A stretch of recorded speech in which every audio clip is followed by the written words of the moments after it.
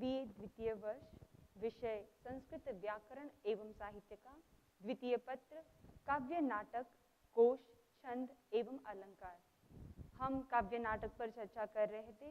पिछले लेक्चर में हमने चर्चा की काव्य नाटक महाकवि कालिदास द्वारा रचित अभिज्ञान शाकुंतलम, उसका परिचय प्राप्त किया और उसकी कथावस्तु को हमने जाना आज। और उसके साथ साथ हमने कुछ सप्रसंग व्याख्या के रूप में कुछ श्लोकों का, कुछ पद्यों का और कुछ रूप गद्य को हमने जाना कि किस रूप में हमें उसे अर्थ रूप में करना है या उसे किस रूप में पढ़ना चाहिए। आज हम कुछ और सप्रसंग व्याख्या को करेंगे। किस रूप में वैसे श्लोक का अर्थ करना चाहिए, इसके कुछ पॉइंट्स, कुछ नियम हमने पूर्व में ही जान लिए थे। जिस रूप में हमने बताया था कि जब भी आप कोई श्लोक का अर्थ करो तो प्रसंग, क्या प्रसंग चल रहा है उसको जानना चाहिए। दूसरी बात कि हम जो श्लोक का अर्थ कर रहे हैं उसका पहले अन्वय करना है, अन्वय के बाद उसकी जो शब्दार्थ है, उसकी जो शब्दार्थ, उस शब्दों की व्याख्या करनी है, ये शब्दों का अर्थ लिखना है और उसके बाद भावार्थ रूप में जो मूल श्लोक का भावार्थ है उसको अपने शब्दों में लिखना है। साथ ही साथ कुछ विशेष जो उस श्लोक से संबंधित है उसे लिखना है। व्याख्या रूप में आप कुछ भी लिख सकते हैं। इस रूप में हमने श्लोकों का अर्थ किया। आज हम और कुछ श्लोक का अर्थ करेंगे और जानेंगे कि किस रूप में हमें और श्लोक, जो अन्य अंक हैं, जो हमने कल पिछले लेक्चर में जो हमने किया था वह था केवल प्रथम अंक और चतुर्थ अंक के कुछ श्लोक का और गद्य का हमने अर्थ किया था। और आज हम पुनः कुछ श्लोक का अर्थ करेंगे। आज हम एक श्लोक जो यहाँ पे हम देख रहे हैं वह है अद्याक्रांता वसति रमुनाप्याश्रमे सर्वभोग्ये रक्षा योगादयमपि तपः प्रत्यहं सिंचनोति अस्यापि द्यां स्पृशति वशिनश्चारण द्वन्द्वगीतः पुण्यः शब्दो मुनिरिति मुहुः केवलम राजपूर्वः। हम इस श्लोक को पढ़ने के बाद हमें इसका प्रसंग जानना है। जब आप महाकवि कालिदास द्वारा रचित अभिज्ञान शाकुंतलम को आप पढ़ोगे तो आपको ज्ञात हो जाएगा किस प्रसंग में महाकवि कालिदास ने या किस प्रसंग में इस श्लोक को कहा गया है। जैसे यहाँ पर आपको दिख ही रहा है या लिखा हुआ है, महाकवि कालिदास द्वारा रचित प्रसंग में आप इस रूप में लिखेंगे कि यह महाकवि कालिदास द्वारा रचित नाटक अभिज्ञान शाकुंतलम के द्वितीय अंक से उद्धृत है या लिया गया है। और इस श्लोक को राजा दुष्यंत के तेजस्वी शरीर को देख करके एक तपस्वी राजा का जो स्वरूप है या राजा के कुछ धर्मों को, उसकी राजा के जो कुछ गुण है उसकी तुलना वे एक राजर्षि या फिर कह सकते हैं कि ऋषि के साथ उसकी तुलना कर रहे हैं। और इस श्लोक में भी इसी रूप में एक तपस्वी जब राजा दुष्यंत को कण्व आश्रम में देखते हैं तो वे अपने शब्दों में इस रूप में राजर्षि के बारे में कहते हैं कि अद्याक्रांता वसति रमुना, इस रूप में ये श्लोक चलता है। हम इस श्लोक का अन्वय करेंगे। तो अन्वय जैसे आप देख ही रहे हैं, हमें जब भी कुछ बातों को ध्यान रखना है कि अन्वय जब हम कर रहे हैं, हमने पहले भी कहा था, अब हम पुनः उसको दोहरा रहे हैं कि जब कभी आप कोई अन्वय करो तो उसको उस अन्वय करते समय ये बातों को ध्यान रखना है कि उसमें पहले कर्ता कौन है और क्रिया क्या है उसको हम जाने। फिर कर्ता और क्रिया को जानने पर हम उस श्लोक का अर्थ बहुत ही सरल तरीके से कर सकते हैं। तो यहाँ हम देखें कि यहाँ जो इस श्लोक का अन्वय है वह इस प्रकार है। प्रथम पंक्ति में जैसे लिखा हुआ है अद्याक्रांता वसति रमुना, आप संधि विच्छेद करेंगे, रमुना अपि आश्रमे सर्वभोग्ये। तो इस प्रथम पंक्ति में ही हम देखें कि अमुना अपि स्वर्ग भोग्ये आश्रमे वसति ही अद्याक्रांता। और फिर इसका नेक्स्ट पंक्ति जो है रक्षा योगादयमपि तपः प्रत्यहं सिंचनोति। तो इसका है रक्षा योगात अयम अपि प्रत्यहं तपः सिंचनोति। और तीसरी पंक्ति का इस रूप में आप अर्थ करेंगे, इसका अन्वय करेंगे। अस्यापि द्यां स्पृशति वशिनश्चारण द्वंद्व गीतः, ये पंक्ति है। और इसमें आपका स्पृशति जो है वो क्रिया हो गई। तो आप ऐसे देखेंगे कि वशिनः यानी वशिनः अस्य अपि केवलम राजपूर्वः पुण्यः मुनिः इति शब्दः चारणात् द्वंद्व गीतः मुहुः द्याम स्पृशति। अब इसमें हम देख रहे हैं कि ये जो अंतिम दो पंक्तियां हैं, जो पद हैं, इन दो पद में देखा जा रहा है कि दोनों मिलकर के उसका एक सेंटेंस बन रहा है। तो हमने उसमें क्रिया को देखा और फिर उसमें कर्म को देख करके और उसके कर्ता को देख करके यह इस रूप में उसका अन्वय किया। अमुना अपि स्वर्गे आश्रमे वसति अद्याक्रांता। अमुना मतलब यह, अमुना अपि यह भी, स्वर्ग भोग्ये सभी के द्वारा आश्रय लेने के योग्य। तो हम यहाँ अब अन्वय कर रहे हैं, शब्दों का अर्थ कर, अन्वय जो हमने किया उसमें जो शब्द है उनका उन शब्दों का अर्थ कर रहे हैं, जिसको जो हम हिंदी में कर रहे हैं। अमुना यह, अपि का अर्थ होता है अपि, और आश्रम में यानी आश्रम में, सप्तमी विभक्ति आश्रम में, और फिर आएगा सर्वभोग्य यानी सभी के द्वारा जो भोग्य है उस आश्रम में वसति ही निवास करते हैं या रहते हैं। रक्षा योगात, इस शब्द का अर्थ होगा रक्षा योगात यानी रक्षा के संबंध में।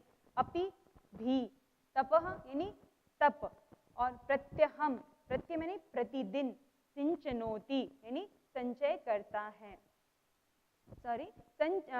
संचिनोति, संचिनोति का अर्थ है कि संचय करता है।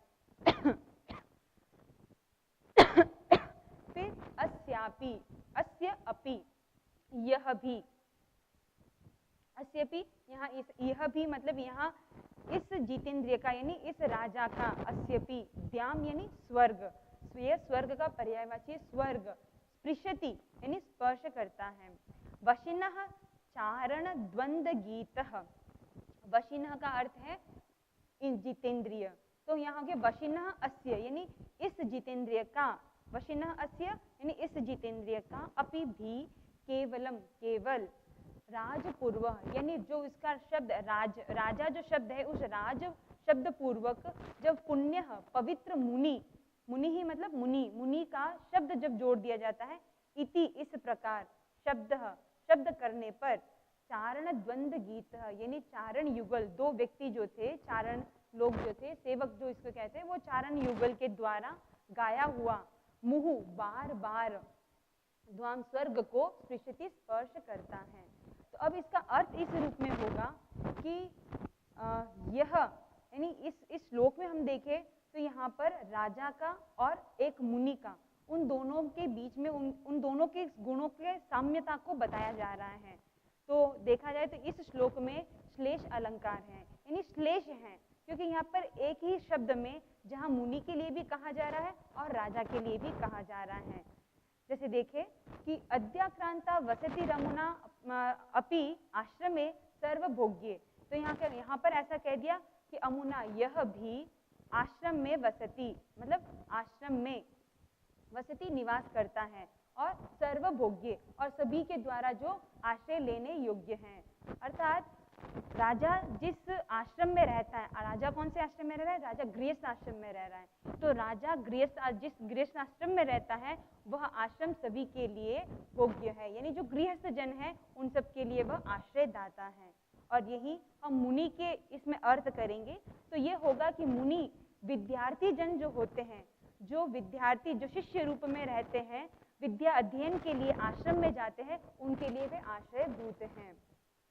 दूसरी तरफ देखेंगे, दूसरी पंक्ति का हम अर्थ करेंगे, रक्षा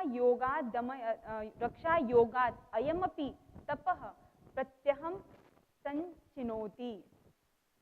तो यहाँ है रक्षा योगात्, रक्षा के योगात् यानी रक्षा के संबंध में या रक्षा के संबंध से, यह यहाँ पर आप राजा भी लेंगे और मुनि भी लेंगे। रक्षा के संबंध से यह राजा भी प्रत्यह प्रतिदिन तप करता है। जैसे राजा अपने प्रजा की रक्षा के लिए मन, वचन और काया यानी अपने मन को, अपने चिंतन को, अपने कार्यों के द्वारा और अपनी वाणी के द्वारा हमेशा उस कार्य में संलग्न रहता है। इस रूप में वो अपनी प्रजा की रक्षा के लिए हर समय हर क्षण तप कर रहा है और वैसे ही मुनिजन भी विद्यार्थियों को उनकी रक्षा के लिए या आश्रम वासियों की रक्षा के लिए हर समय यज्ञ और आदि तप करते रहते हैं। तो रक्षा के संबंध में इन दोनों की यह साम्यता है। तीसरी पंक्ति, अस्यापिद्याम स्पृशति वशिनश्चारण द्वंद्व गीतः। तो इसमें ऐसे कहा गया, इस जितेंद्रिय यानी वशिनः जितेंद्रिय, तो अस्य वशिनः इस जितेंद्रिय का भी, यानी जितेंद्रिय यहाँ पर राजा के लिए हम लेंगे कि इस जितेंद्रिय का भी केवल राजा शब्द के पूर्वक यानी इस राज पूर्व यानी राज शब्द से पीछे यदि हम इसके साथ एक मुनि शब्द से संबंधित जो ऋषि शब्द है उस पवित्र शब्द को जोड़ लेते हैं तो मानो वह स्वर्ग तक पहुंचाता है। जैसे मुनि हमें पवित्रता को देता है वैसे ये राजा भी हमें पवित्रता को देता है। जैसे मुनि आनंद और एक तरह का peaceful environment and peaceful living को हमें लर्न करवाता है, वैसे ही यह राजा भी हमें अपनी प्रजाओं को मतलब अपने शासन में रहने वाले प्रजाओं का इस रूप में वह रक्षा करता है कि वह साक्षात एक राजर्षि के रूप में यानी ऋषि के रूप में जो सबका जीवन आनंदित करता है।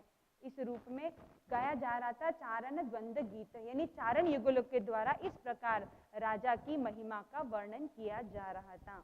इस प्रकार हम इस श्लोक का अर्थ कर सकते हैं और हम विशेष में ये देख सकते हैं, ये लिख सकते हैं या व्याख्या में ये बात हम प्रस्तुत कर सकते हैं, जान सकते हैं कि इस श्लोक में एक तरफ मुनि का धर्म या मुनि का स्वरूप बताया गया है, उनका कर्म बताया गया है, वहीं राजा का भी कर्म और स्वरूप बताया गया है।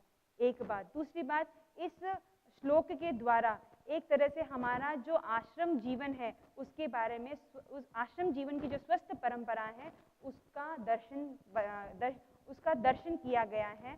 वो उसी तरह राजा का भी जो अपनी प्रजा के प्रति कर्तव्य है, राजा जो अपने प्रजा के लिए कार्य करता है, उस कार्य का भी इसमें वर्णन किया गया है। और इस रूप में जैसे ये पंक्तियों को पढ़ते ही सहज रूप में इसका अर्थ हो जाता है, तो इसलिए इसमें प्रसाद गुण है, वैदर्भी रीति है। दूसरी बात, इसमें जो अलंकार है तो हमने साम्यता के आधार पर देखा तो इसमें हम कह सकते हैं कि इसमें काव्य अलंकार है। साथ ही हम ये भी देखते हैं कि इस श्लोक में जो व्याख्या की गई है उस श्लोक के आधार पर इसका छंद कौन सा हो सकता है, तो इसका छंद कहा गया कि इसका मंदाक्रांता छंद है। इस रूप में हमने श्लोकों को किया। हम एक और श्लोक को देखेंगे तो इसमें आया, इस श्लोक का अर्थ इस श्लोक यह इस प्रकार है, यस्यत्यद्य शकुन्तलेति हृदयं संस्पृष्टमुत्कण्ठया कंठः स्तभित बाष्पवृत्ति कलुषश्चिन्ता जडं दर्शनम् वैकल्यं मम तावदीदृशमिदं स्नेहादारण्यौकसः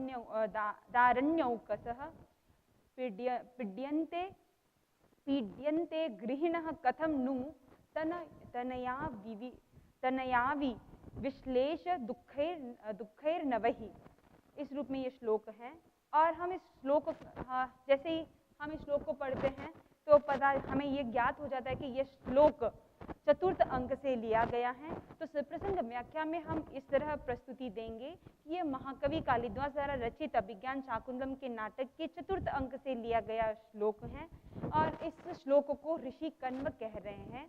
यह ऋषि कण्व इस श्लोक का उच्चारण तब करते हैं जब वे शकुंतला की विदाई की तैयारी कर रहे होते हैं और उनके मनोगत भावों को प्रस्तुत करते हुए वे इस श्लोक को अपने वचनों से इस प्रकार प्रस्तुत करते हैं।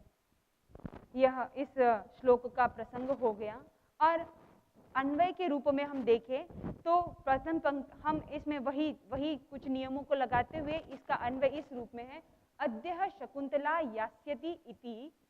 प्रथम पंक्ति में जैसे लिखा हुआ है हम संधि विच्छेद के साथ पढ़ेंगे, यास्यति अद्य शकुंतला इति हृदयं संस्पृष्टम उत्कंठया, यानी अद्य आज यास्यति जाएगी, शकुंतला इति इस प्रकार, हृदयम हृदय को, संस्पृष्टम उत्कंठया यानी उत्कंठा यानी दुख जो है वो हृदय में संस्पृष्ट है, यानी दुख हृदय में संस्पृष्ट हो गया है, स्पर्श कर रहा है, दुख हृदय में स्पर्श कर रहा है। फिर उसका दूसरी पंक्ति जो अन्वय की गई है वह इस रूप में है, कंठः स्तभित बाष्पवृत्ति कलुषः दर्शनम चिंता जड़म। इसमें दो बातें हो गई कि चिंता से दर्शन यानी दृष्टि जो है वो चिंता से जड़ हो गई है, क्योंकि पुत्री, हम केवल पहले अन्वय करेंगे कि दर्शनम चिंता जड़म, चिंता के कारण दर्शन जो है वो जड़ हो गया है। और अरण्यौकसः मम तावद स्नेहात् ईदृशम इदम वैकल्यम गृहिणः नैव तनया विश्लेष दुःखै कथम न पीड्यन्ते। तो इसमें इस रूप में कहा जा रहा है अरण्यौकसः। अरण्यौकसः का तात्पर्य हुआ जो वन में रहने वाले यानी तपस्वी, तपस्वी जन, मम तावद, तपस्वी लोग जैसे, तपस्वी जन जैसे मैं, जैसे कण्व ऋषि कह रहा है कि मैं एक तपस्वी होने के नाते स्नेह से इस प्रकार से दुख का अनुभव कर रहा हूँ।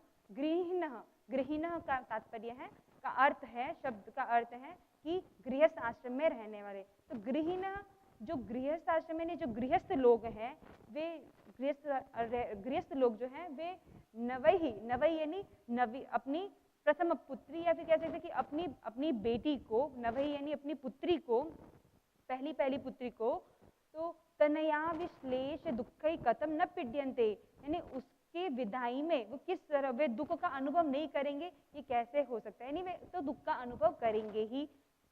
अब इस श्लोक के शब्दार्थ को हम जाने। अद्य, आज, शकुंतला यास्यति, चली जाएगी, इसलिए इति, हृदयम, मेरा हृदय, उत्कंठया, उत्कंठा से यानी दुख से, संस्पृष्टम, भर गया है, ये दुख से अभिभूत हो गया है। कंठ, और मेरा जो कंठ है, जो मेरा गला है, कंठ यानी गला, स्तभित बाष्पवृत्ति कलुषः यानी आंसुओं के बहने के, आंसुओं के जो बहते हुए आंसुओं को रोकने के कारण जो रुद्ध हो गया है। दर्शनम यानी मेरी दृष्टि, मेरी नेत्र की शक्ति, चिंता जड़म, चिंता के कारण जड़ हो गई है, या ऐसे कैसे, दृष्टि यानी मेरी मति जो चिंता के कारण जड़ हो गई है।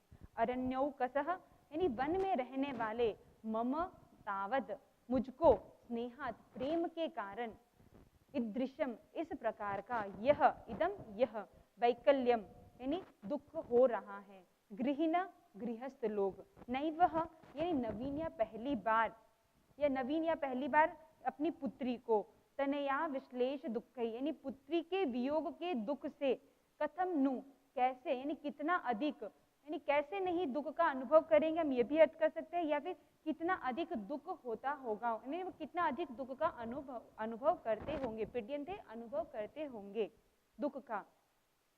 इस रूप में हम पूर्ण रूप से इसका भावार्थ करें तो इसमें महर्षि कण्व अपने मनोगत भावों को बता रहे हैं कि आज शकुंतला चली जाएगी, इस कारण मेरा जो हृदय है वह दुख से अभिभूत हो गया है, और इस दुख के अभिभूत होने के कारण मेरे आंखों से जो अश्रुधारा बह रही है उनको रोकने के कारण मेरा कंठ भर गया है। मतलब कंठ जो है वो थोड़ा सा गला जो है वह रुद्ध गया है, वहां से आवाज नहीं निकल रही है। और इसी रूप में जो तृतीय पंक्ति का अर्थ है कि और दूसरे साथ ये भी है कि मेरे चिंता होने के कारण मेरी पुत्री विदाई अपने पतिगृह चली जाएगी, इस चिंता के कारण, या वह मुझसे दूर हो जाएगी, इस चिंता के कारण मेरी मति वो क्या है, मेरा दर्शन, मेरी दृष्टि जो है वो जड़ हो गई है। और महर्षि कण्व कह रहे हैं कि जब एक तपस्वी होने के नाते मुझे इस प्रकार का दुख का अनुभव हो रहा है, तो गृहस्थ को अपनी पुत्री को जब वे विदाई देते हैं तो उनको दुख का अनुभव क्यों नहीं होगा, यानी दुख का अनुभव होगा और मुझसे भी ज्यादा ही दुख का अनुभव होता होगा। हम इस श्लोक में देखें तो इस श्लोक में विशेषता यह है कि इस श्लोक में हमारे भारतीय संस्कृति में जब विदाई का वर्णन, जब विदाई का दृश्य होता है, उसी रूप में इस श्लोक में विदाई का दृश्य दिखाया गया है। और विदाई के दृश्य में भी पिता के मनोगत भाव किस रूप में होते हैं, उस मनोगत भावों का यहाँ दर्शन कराया गया है। साथ ही यहाँ इसमें एक मनोवैज्ञानिक तरीके से प्रस्तुति दी गई है। महर्षि कण्व महाकवि कालिदास ने यहाँ पर महर्षि कण्व के द्वारा ये बताया गया कि मनोवैज्ञानिक तरीके से हम जब रोते हैं और उस आंसुओं को यदि रोक देते हैं, बाहर निकलने नहीं देते हैं आंखों से, तो कंठ भर जाता है, यानी गला भर जाता है और कोई शब्द गले से बाहर नहीं निकलता। चिंता के कारण कुछ कार्य दूसरा सूझता नहीं है। इस रूप में इस श्लोक में यह दिखाया गया है। और यह श्लोक कह सकते हैं कि अभिज्ञान शाकुंतलम में जो 4 श्लोकों को रम्य कहा गया है, यानी 4 श्लोकों के कारण यह अभिज्ञान शाकुंतलम जो विख्यात हुआ है उसमें यह एक श्लोक है। हम ऐसे ही देखें कि और भी बहुत सारे श्लोकों की चर्चा महर्षि कण्व महाकवि कालिदास ने की है। जैसे यह एक और श्लोक आपके सामने प्रस्तुत है। यह है अर्थो ही कन्या परकीय एव तामद्य संप्रेष्य प्रग्रहितु जातो ममायम विशदः प्रकामम प्रत्यर्पितान्यास इवांतरात्मा। तो इस रूप में यह श्लोक को जैसे ही हम पढ़ रहे हैं तो हमें ज्ञात हो रहा है, क्योंकि हमने अभिज्ञान शाकुंतलम को अगर एक बार हम दृष्टि से निकाल लेते तो हमें ज्ञात रहेगा कि कौन से अंक में कौन सा श्लोक है। तो यह भी श्लोक चतुर्थ अंक से लिया गया है। सप्रसंग व्याख्या आप कर ही सकते हैं। और इस श्लोक को भी महर्षि कण्व शकुंतला की विदाई में अपने भावों को प्रस्तुत करते हुए इस श्लोक को कहते हैं। जब शकुंतला विदाई ले लेती है तब महर्षि कण्व इस श्लोक को कहते हैं। और इस श्लोक का अन्वय इस रूप में है। कन्या ही परकीय एव अर्थः अद्य ताम परिग्रहितुः संप्रेष्य मम अयम अंतरात्मा प्रत्यर्पितान्यास इव प्रकामम विशदः जातः। अर्थात कन्या जो होती है, कन्या का अर्थ कन्या ही लेंगे, परकीय यानी वह परकीय है, वह पराया धन, अर्थ धन, कन्या जो है वो पराया धन ही है। अद्य और आज, ताम परिग्रहितुः संप्रेष्य, अद्य यानी आज, परिग्रहितुः यानी पति के घर, संप्रेष्य भेजकर, मम मेरा, अयम यह, अंतरात्मा अंतर्हृदय, प्रत्यर्पितन्यास इव प्रकामम विशदः जातः यानी अब मम मेरा, अयम यह हृदय, मम अयम अंतरात्मा यानी यह हृदय, अंतरात्मा, प्रत्यर्पितान्यास यानी जो धरोहर के रूप में रखी गई वस्तुओं को पुनः लौटाने पर जिस प्रकार एक आनंद की, प्रकामम यानी संतोष की अनुभूति करता है, उसी रूप में आज मेरा मन भी संतोष का अनुभव कर रहा है। हम शब्दार्थ के रूप में देख सकते हैं कि अर्थ जैसे हमने पहले भी कर लिया, तो कुछ शब्दों को आप यहाँ देख सकते हैं। कन्या वस्तुतः परकीय एवं पराया ही, और अर्थ यानी धन है। इस रूप में इसमें आप देख सकते हैं कि प्रत्यर्पितन्यास इव यानी लौटाई गई धरोहर के समान, प्रकामम अत्यंत, विशदः जात प्रसन्न हो गया है, यानी मेरा मन संतोष का अनुभव कर रहा है, प्रसन्नता का अनुभव कर रहा है।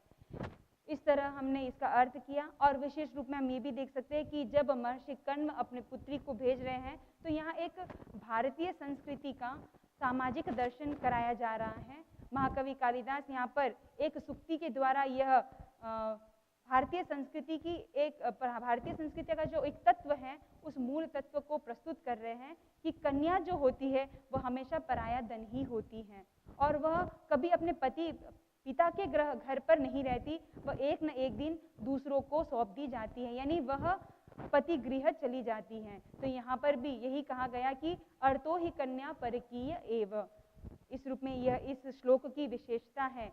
और साथ में जब कोई इसमें एक दूसरी बात यह भी बताई गई कि धरोहर के रूप में जब कोई चीज़ हमारे पास रहती है और उसको पुनः लौटाना तो होता ही है। जब हम धरोहर के रूप में रखी हुई चीज़ को जो स्वामी है उसको लौटा देते हैं या सही हाथ में उसको पुनः लौटा देते हैं तो मन में एक संतोष की अनुभूति, एक प्रसन्नता की अनुभूति होती है। और उसी रूप में यहाँ पर भी यही बात दर्शाई गई है। ये एक मनोविज्ञान का एक सुंदर दर्शन यहाँ पर कराया गया है। इसी रूप में हम एक और श्लोक को देखेंगे। नियम यसी विमार्ग प्रस्थिता नातन दंडः प्रशम यसी विवादम कल्पसे रक्षणाय अतनुषु विभवेषु ज्ञातयः सन्तु नाम त्वयि तु परिसमाप्तम बंधु कृत्यम प्रजानाम। यहाँ पर इस श्लोक में महाकवि कालिदास एक पात्र के द्वारा राजा दुष्यंत के उसके गुणगान, उस राजा दुष्यंत के कर्म को, यानी उसका जो कर्म है, उसकी जो क्रिया है, उसके शासन में रहते हुए उसके द्वारा करणीय कार्य को प्रस्तुत करते हुए इस श्लोक को प्रस्तुत किया है। और इस श्लोक को एक वैतालिक, यानी एक वैतालिक राजा का गुणगान करते हुए इस श्लोक को प्रस्तुत करता है। अन्वय जो आपके सामने है प्रस्तुत है, जो इस रूप में है, आतंडः विमार्ग प्रस्थितान नियमसि विवादम प्रशमयसि रक्षणाय कल्पसे अतनुषु विभवेषु ज्ञातयः सन्तु नाम तु प्रजानां बंधुकृत्यम त्वयि परिसमाप्तम।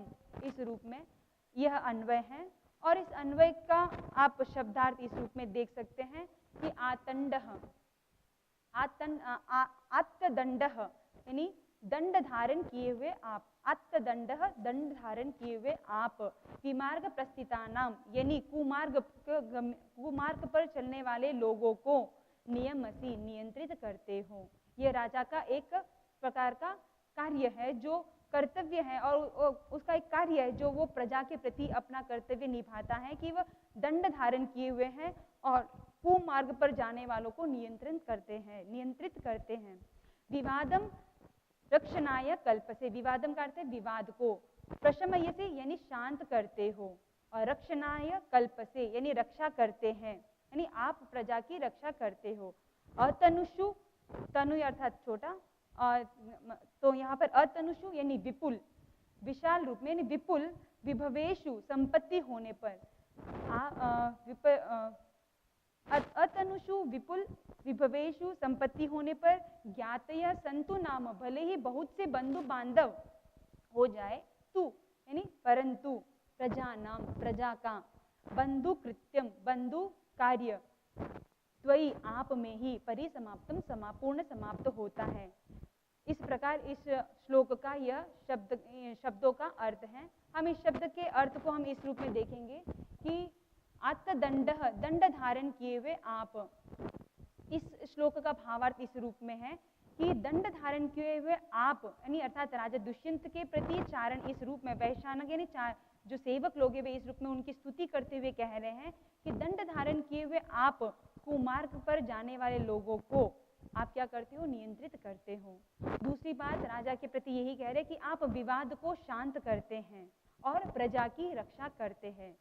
और तनुषु विशाल संपत्ति होने पर भी, भले ही बंधु बांधव हो जाए, अर्थात जब संपत्ति अत्यधिक होती है तो हमारे बंधु संबंधी लोग बहुत होते हैं, तो कहने का तात्पर्य कि अगर संपत्ति के कारण बहुत सारे बंधु बांधव हो भी जाए, लेकिन प्रजा के लिए तो बंधु कार्य में, यानी जो संबंधित यानी पारिवारिक कार्य के लिए आप में ही पूर्ण होता है। यानी पारिवारिक कार्य, या फिर हम कह सकते हैं समाज का जो कार्य है, जो एक परिवार के लिए जो अनिवार्य रूप में कार्य होते हैं बंधु बांधवों के, वो सारे कार्य राजा आप में ही समाप्त होते हैं। इस रूप में राजा की स्तुति की गई है। इस रूप में और भी बहुत सारे श्लोक हैं, हम इसकी चर्चा यहाँ डिटेल में नहीं करेंगे।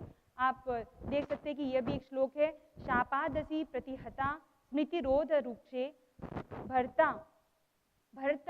भर्तरय्य पेत तमसी प्रभुता तवैव छाया न मूर्छति मलोपहत प्रसादे शुद्धे न दर्पणतले सुलभ अवकाशा।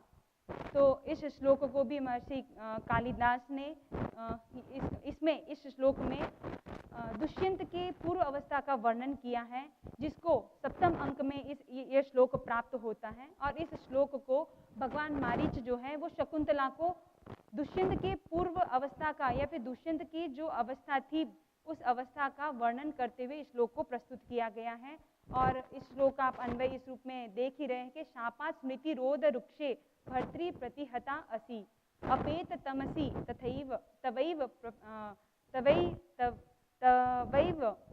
प्रभुता छाया यानी मलोपहत प्रसादे दर्पण तले छाया न मूर्छति शुद्धेतु सुलभ अवकाशा। अर्थात इस श्लोक का भावार्थ हम शब्दार्थ में नहीं जाएंगे, आप शब्दार्थ अपनी पाठ्यक्रम की पुस्तक में देख सकते हैं। भावार्थ इस श्लोक का इस रूप में है कि भगवान मारीच जो हैं वो शकुंतला को कह रहे हैं और दुष्यंत को भी उसे अपनी पूर्व अवस्था को स्पष्ट करते हुए कह रहे हैं कि शाप के कारण तुमने जो है शकुंतला को नहीं पहचाना था, लेकिन इसमें ना तुम्हारा दोष है ना शकुंतला का दोष है। और अब जिस प्रकार एक दर्पण पर यदि धूल छा जाती है तो उसमें किसी का रूप जो है या उसका जो स्वरूप है वह प्रतिबिंब जो है स्वच्छ दिखाई नहीं देता है, लेकिन यदि वही दर्पण यदि साफ और स्वच्छ हो तो उसमें जो प्रतिबिंब गिर रहा हो या प्रतिबिंब जो होता है वह एकदम साफ दिखाई देता है। तो इसी रूप में दुष्यंत के साथ भी ऐसा ही हुआ है। इस प्रकार इस श्लोक की व्याख्या और इस श्लोक में ये विशेषता है। हम और चर्चा करेंगे किस रूप में अभिज्ञान शाकुंतलम में की श्लोकों को किस तरह से हमें अर्थ करना है। और मुझे लगता है कि हमने इतने सारे श्लोकों का अन्वय और भावार्थ और उसका शब्दार्थ किया है, सप्रसंग व्याख्या की है, तो इसे आप अच्छी तरह से आपने ज्ञात कर लिया होगा कि किस रूप में हमें श्लोक का अर्थ करना है, श्लोकों को पहचानना है और उसके अर्थ में अन्वय किस रूप में करना है, शब्दार्थ किस रूप में लिखना है और व्याख्या और भावार्थ को किस रूप में प्रस्तुत करना है, साथ ही साथ विशेषताओं को किस रूप में हमें वर्णित करना है। तो इससे आपकी दृष्टि स्पष्ट हो गई होगी कि हमें सप्रसंग व्याख्या या फिर पाठ्यक्रम में ये जो पुस्तक है इसके गद्य और पद्य को हमें किस रूप में पढ़ना है। तो हम इसी के साथ अपना यहाँ पर यह लेक्चर संपन्न करते हैं। ओम अरहम।